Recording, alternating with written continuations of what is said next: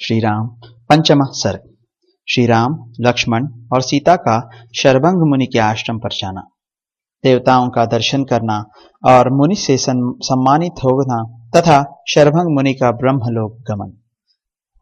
One में उस भयंकर बलशाली राक्षस विराध का वध करके पराक्रमी श्री राम ने सीता को हृदय से लगाकर सांत्वना दी और उद्दीप्त तेज वाले भाई लक्ष्मण से इस प्रकार कहा, सुमित्रानंदन, यह दुर्गम वन बड़ा कष्टप्रद है। हम लोग इसके पहले कभी ऐसे वन में नहीं रहे हैं, अतः यहाँ की कष्टों का न तो अनुभव है और न अभ्यास ही है।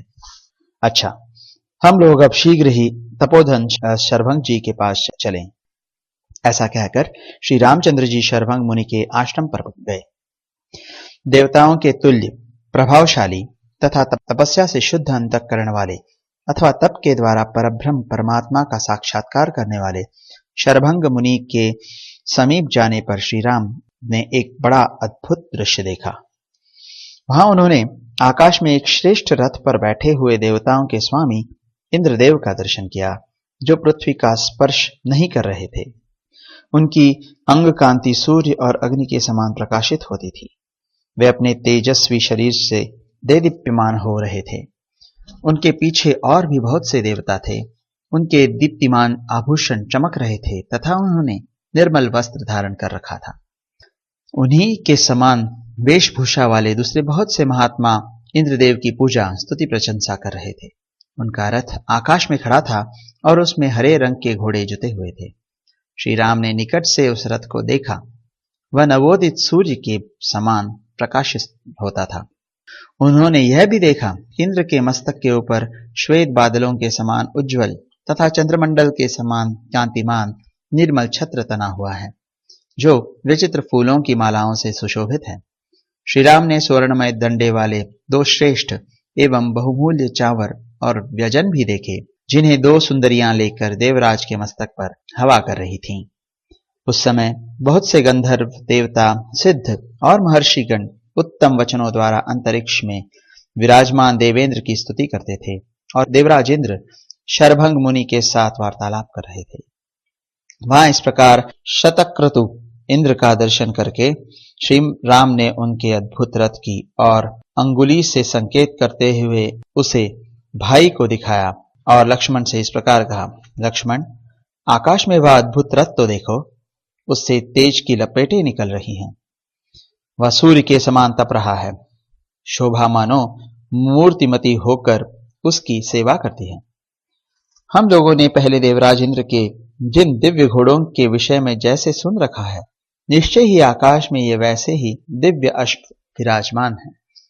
पुरुष सिंह, इस रथ के दोनों ओर जो ये हाथों में खड्ग लिए कुंडलधारी 100 युवक खड़े हैं, इनके वक्षस्थल विशाल एवं विस्तृत है।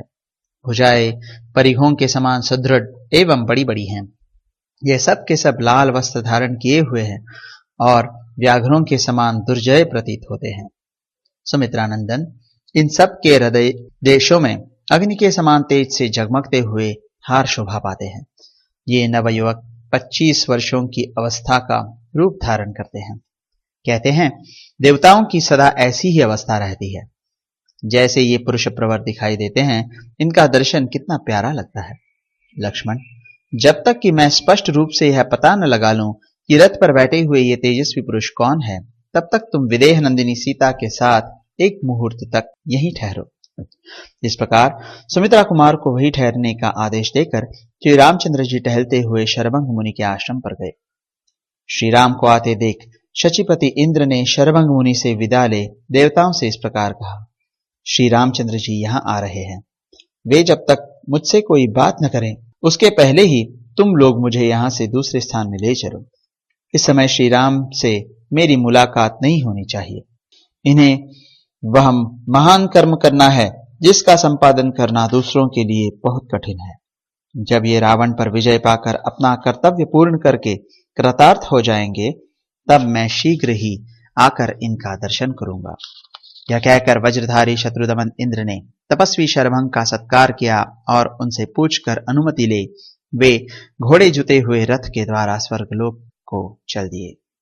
सहस्त्र नेत्रधारी इंद्र के चले जाने पर श्री रामचंद्र जी अपनी पत्नी और भाई के साथ शरभंग मुनि के पास गए। उस समय वे अग्नि के समीप बैठकर अग्निहोत्र कर रहे थे।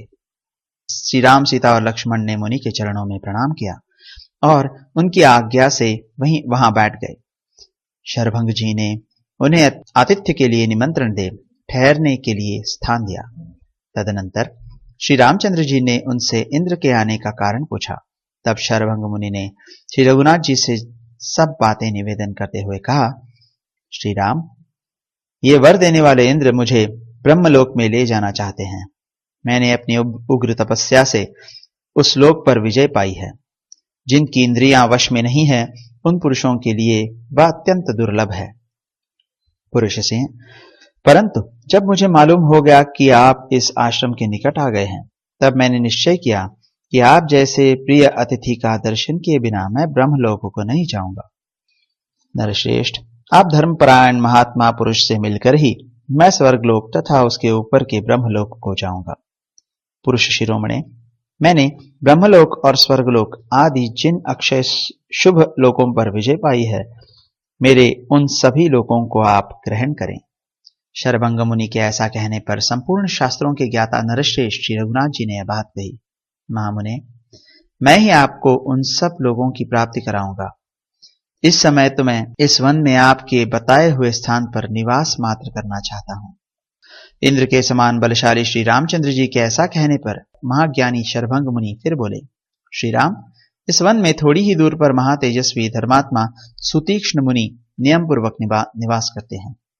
वे ही आपका कल्याण, आपके लिए स्थान आदि का प्रबंध करेंगे। आप इस रमणीय वन प्रांत के उस पवित्र स्थान में तपस्वी सुतीक्ष्ण मुनि के पास चले जाइए। वे आपके निवास स्थान की व्यवस्था करेंगे। श्री राम, आप फूल के समान छोटी छोटी डोंगियों से पार होने योग्य अथवा पुष्पमयी नौका को बहाने वाले इस मंदाकिनी नदी के स्रोत के विपरीत दिशा में इसी के किनारे किनारे चले जाइए। इससे वहां पहुंच जाइएगा। नरश्रेष्ठ, यही वह मार्ग है, परंतु तात 2 घड़ी यहीं ठहरिए और जब तक पुरानी केंचुल का त्याग करने वाले सर्प की भांति मैं अपने इस जरा जीर्ण अंगों का त्याग न कर दूं, तब तक मेरी ही ओर देखिए। यों कहकर महातेजस्वी शरभंग मुनि ने विधिवत अग्नि की स्थापना करके उसे प्रज्वलित किया और मंत्रोच्चारण पूर्वक घी की आहुति देकर वे स्वयं भी उस अग्नि में प्रविष्ट हो गए। उस समय अग्नि ने उन महात्मा के रोम, केश, जीर्ण त्वचा, हड्डी, मांस और रक्त सबको जलाकर भस्म कर दिया। वे शरभंग मुनि अग्नितुल्य तेजस्वी कुमार के रूप में प्रकट हो गए और उस अग्नि राशि से ऊपर उठकर बड़ी शोभा पाने लगे। वे अग्निहोत्री पुरुषों, महात्मा मुनियों और देवताओं के भी लोकों को लांघ कर ब्रह्मलोक में जा पहुंचे। पुण्य कर्म करने वाले द्विजश्रेष्ठ शरभंग ने ब्रह्मलोक में पार्षदों सहित पितामह ब्रह्मा जी का दर्शन किया। ब्रह्मा जी भी उन महर्षि को देखकर बड़े प्रसन्न हुए और बोले, महामुने, तुम्हारा शुभ स्वागत है। इस प्रकार श्री वाल्मीकि निर्मित आर्ष रामायण आदि काव्य के अरण्य कांड में 5वां सर्ग पूरा हुआ।